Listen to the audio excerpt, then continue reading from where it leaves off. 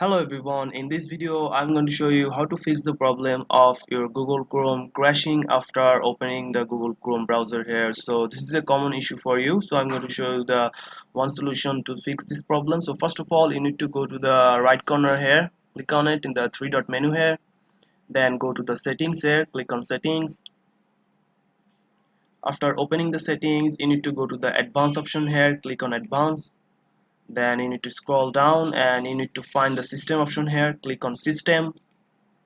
Then here you will find the option called use hardware acceleration when available. So if this is turned on here, you need to turn it off here. Then you need to relaunch your Google Chrome here. So if you click on relaunch, the Google Chrome will close. Then you need to relaunch or open the Google Chrome here again. Then you need to do one thing here is go to the search bar here, then search for run here, then open the run app here, and you need to put a path here which is local app data percentage google slash chrome here.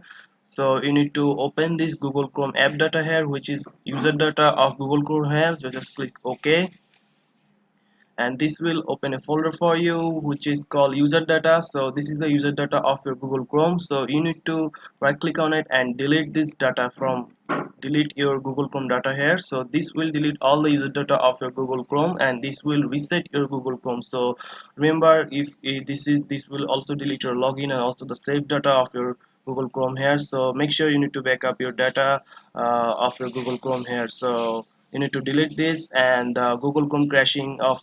So while you relaunch your Google Chrome again, you will be prompted to add new account or new user data. So you just create a new user data there. So that's it guys, this is how you solve the problem of your Google Chrome crashing after opening. So if you found this video helpful, please subscribe to this channel, and thank you for watching.